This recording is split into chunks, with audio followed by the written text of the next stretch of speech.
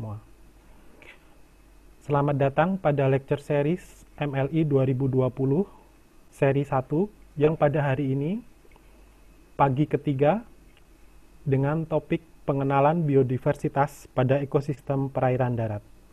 Suatu topik yang penting dan menarik yang hari ini akan disampaikan oleh Ibu Sulastri dan dibuka oleh Ibu Reliana. Baik, kita memasuki rangkaian acara pertama, yaitu presentasi pembuka, yang kali ini akan disampaikan oleh Ibu Reliana Lumban Toruam, MWRM.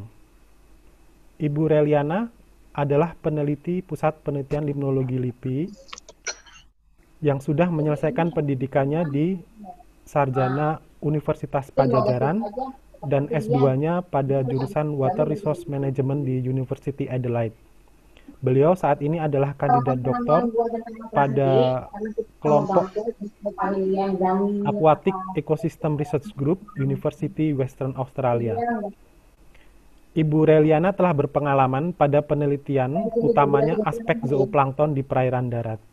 Pada hari ini, presentasinya yang akan disampaikan berjudul Body Size and Biomass Spectra as Proxy to Study Zooplankton Heterogeneity. Analysis using Laser Optical Plankton Counter. Baik, tanpa perlu berlama-lama, kepada Ibu Reliana kami persilahkan. Baik, terima kasih Bapak Haji atas perkenalannya yang cukup singkat. Selamat pagi Bapak Ibu sekalian, Assalamualaikum warahmatullahi wabarakatuh, salam sejahtera bagi kita semua.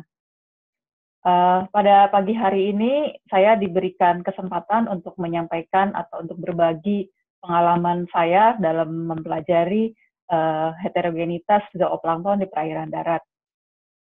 Saya mohon izin untuk share screen.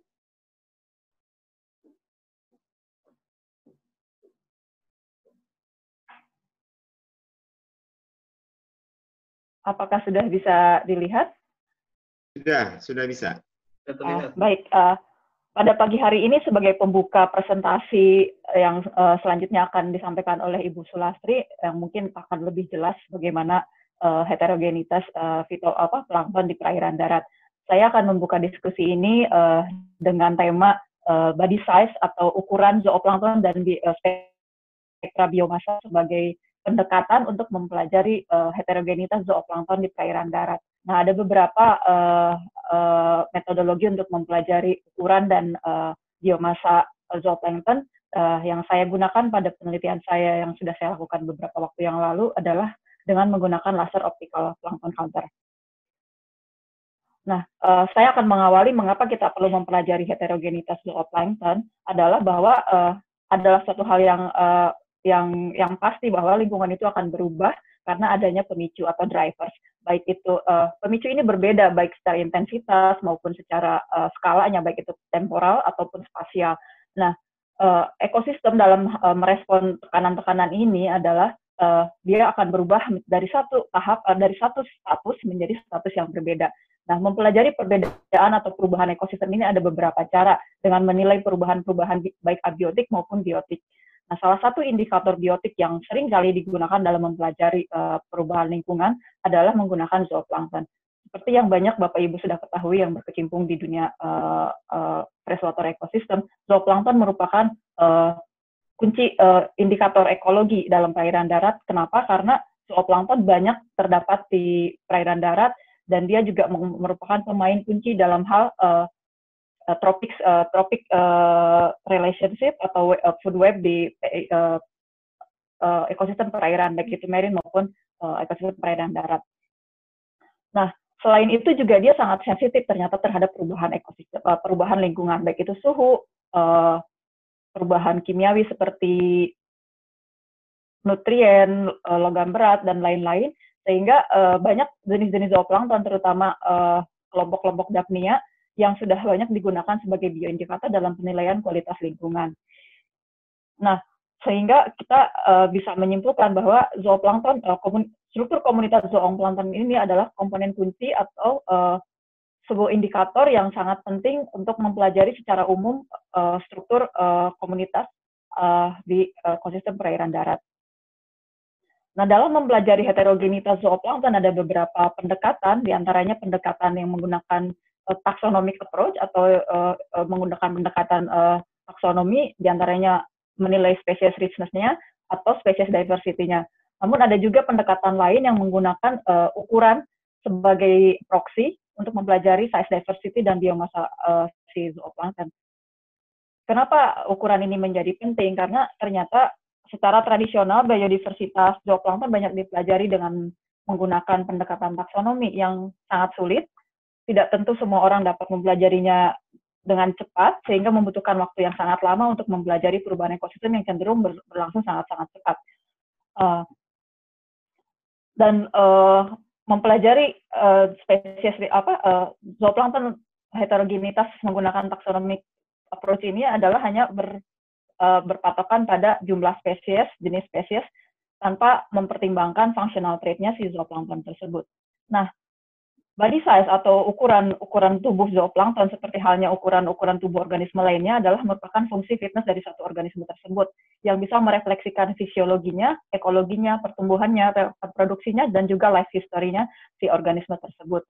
Sehingga pendekatan functional trait ini bisa memberikan perspektif fungsional dari struktur komunitas dan interaksi ekologi di dalam ekosistem. Selain itu juga proxy ini juga sensitif terhadap perubahan lingkungan dan perubahan ekologi, sehingga sangat potensial untuk digunakan sebagai proxy dalam mempelajari heterogenitas zooplankton. Dan seperti yang tadi saya sampaikan adalah taxon free, artinya kita tidak perlu mempunyai kemampuan atau latar belakang taksonomik yang betul-betul rumit, dan sangat jarang di Indonesia yang mempelajari taksonomi zooplankton, terutama perairan darat, yang secara khusus mengkhususkan diri mempelajari taksonomi zooplankton. Nah, sensitivitas ukuran zooplankton dan biomasa ini sudah banyak dilakukan di beberapa tempat yang lain, diantaranya di Eropa, di Kanada, yang dengan kesimpulan bahwa proxy ukuran dan biomasa ini sangat sensitif terhadap perubahan lingkungan, misalkan eutrofikasi, kemudian blooming biomasa cyanobacteria, kemudian juga intense predation dari planktivorous fish dan predator lainnya, juga mempengaruhi trophic transfer efisiensi dari tingkatan tropik yang rendah ke tingkatan tropik berikutnya.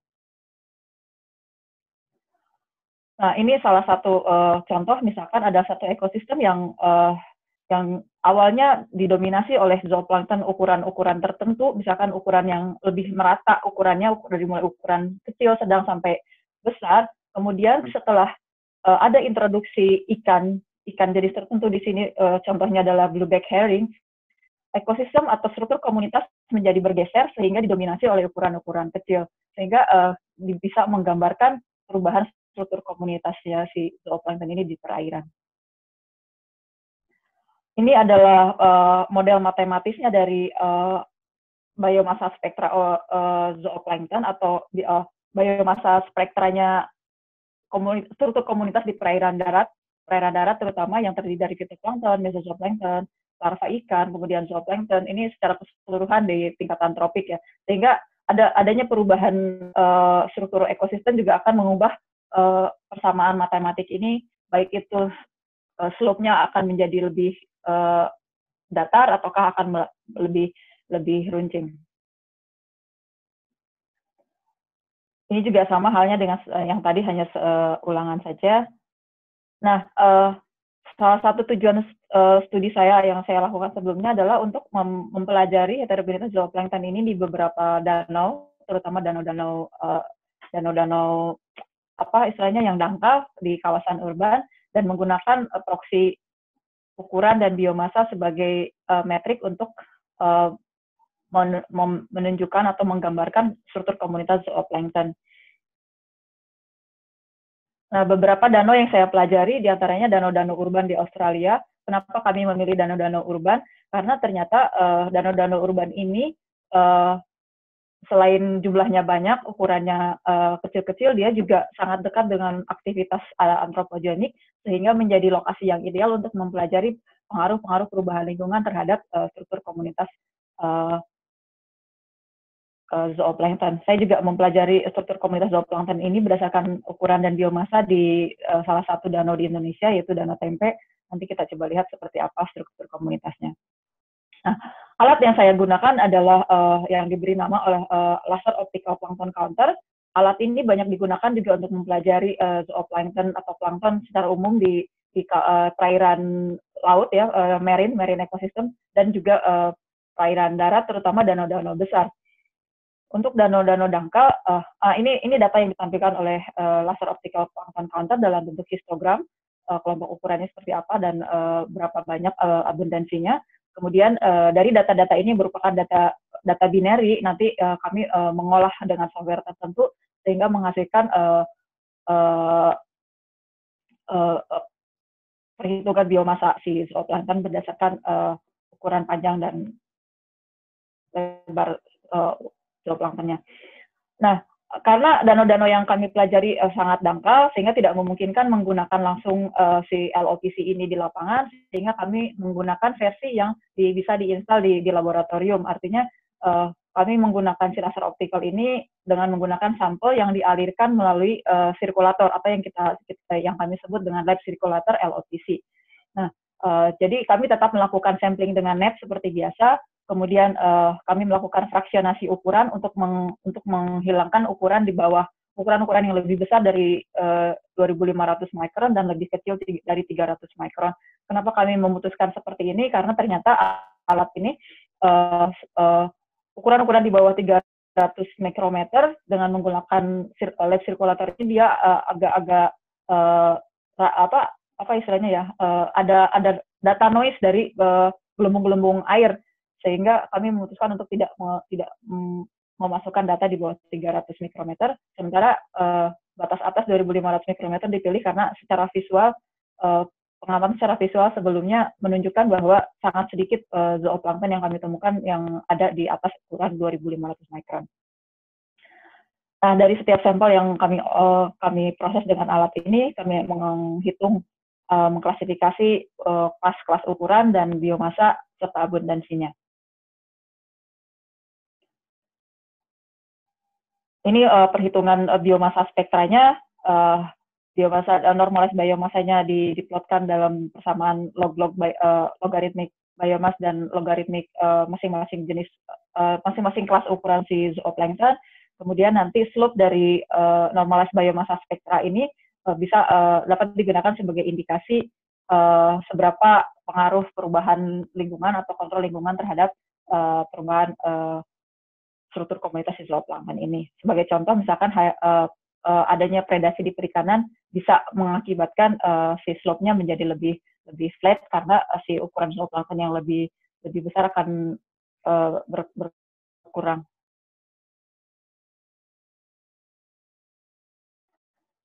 Ini salah satu oleh dari histogram, kemudian logaritmik biomasa spektrumnya seperti ini.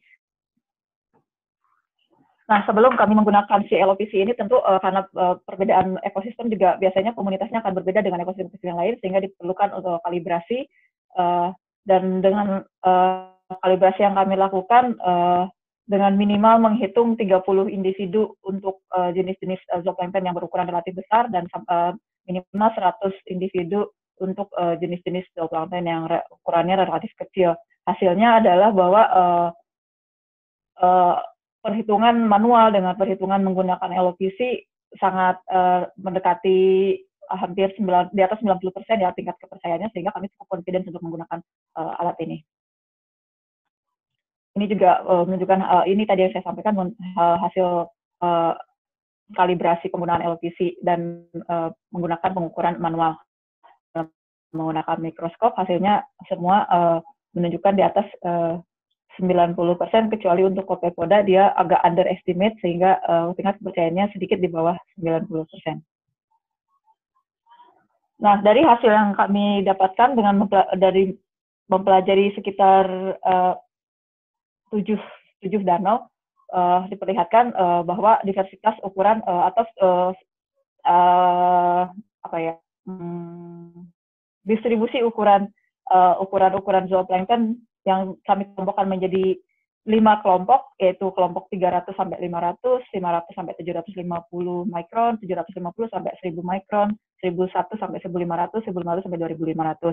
Pengklasifikasian ini juga berdasarkan functional group zooplankton, di mana biasanya yang berukuran 300 sampai 500 itu adalah copepodid dan copepod kecil, kemudian 500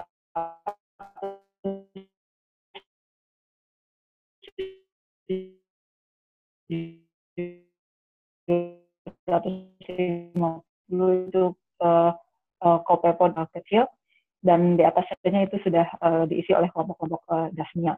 Total density-nya juga memperlihatkan perbedaan, tidak terlalu signifikan perbedaannya, tapi total biomasanya terlalu berbeda karena ada perbedaan jumlah biomasa dari kelompok-kelompok ukuran yang kami temukan di danau yang kami amati.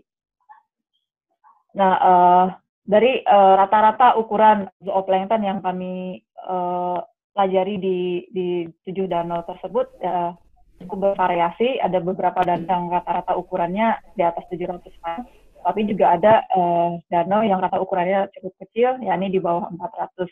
Dan ini ternyata berkontribusi juga dengan faktor lingkungan, di mana danau-danau yang ukuran si zooplankton dihuni oleh zooplankton yang ukurannya masih relatif besar, itu biasanya didukung oleh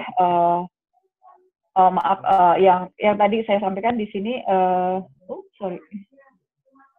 Ini ada beberapa danau yang relatif rata-rata ukuran zooplankton yang kami temukan cukup kecil, dan ternyata ini berkolaborasi berkorelasi dengan adanya